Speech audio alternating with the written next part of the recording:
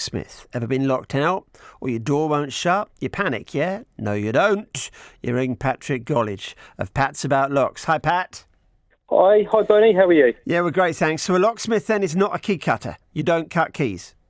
Oh, well, you can. I don't personally. I just don't have the facilities to cut them. But I get everything ordered in, basically. That's how I work it. So if someone can't get in, you take out the whole lock, do you? No, there's a lot of different ways of getting into someone's door, which I won't go into too much detail. So, yeah, it just depends what the issue is. There's a lot of people just they have self-closing doors, they'll lock themselves out. Yeah. They'll be out in their pyjamas and, putting the bins out and all the rest of it. So I turn up and get them in. Like a knight in shining armour, you turn up, Pat. That's what you do, like a knight in shining armour. Yeah, nearly. So how'd you learn to do this? You've had the business, about 5 years? Yeah, just coming up to 5 years now. Just kind of got into it, really. It's something I've always wanted to do, and I was umming and ahhing about it. And then decided to do a course. It's like a 5-day course in London. From there, went on my own for about a year and made a lot of mistakes and got better from there. Decided to go for a job at Timpson's. For some reason, they liked me so much, they decided to put me on a 4-week course with them. It's your charm, Pat. It's your charm. That's what that is. Your charm. I don't know what it is. But after that, so I've kind of been just coming up to 5 years now doing it. Yeah. And the bulk of work is what? Can't get in, is it? Or is it reinforcing security? What is it?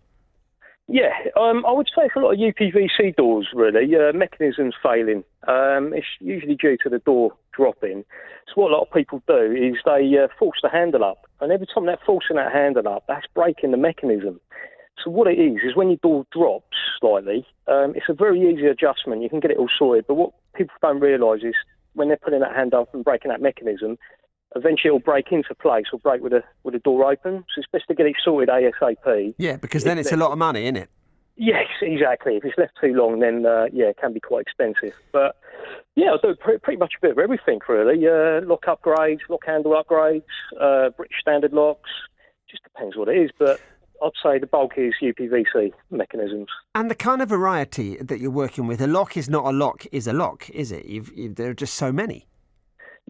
Yes. So you've got standard locks, you've got anti-snap locks, you've got 1-star British standard locks, you've got 3-star British standard locks, and then you've got 3-star diamond graded locks. So yes, they can go up and up and up in levels to higher grade, which standard locks are very easy to bypass, which also I won't get into too much detail. Yeah. But I would always say fit an anti-snap lock, at least, it's kind of a burglar-proof lock, basically. Well, a burglar-proof, you think if you have stuff in, it is going to be burglar-proof, but if someone wants to come in, are they not just going to be able to get in, or are there locks that are totally foolproof? Oh, God, yes. Burglars want to get in and out as quick as possible. They'll turn up at your house, they've got a sweat on, they just want to get in and out. That's all they want to do. So the harder it is for them to get in, the more chances they're going to go elsewhere or not attempt to get in at all. And you do interesting work. A customer asked you recently to fit a gate lock for a Grade 2 listed building. Nothing to do with high security, just wanted something to shut and lock up when they went out, yeah? Yeah, I do a lot of that as well, yeah. We do coded locks. I've done a few Grade 2 listed buildings. So there's a lot of old buildings out there. They can be a bit of a pain. You just have to be careful with them because the doors can be very old and you don't want to be chiseling out. And of course you go to them. So how's it been in this? Did you have to stop for the first lockdown?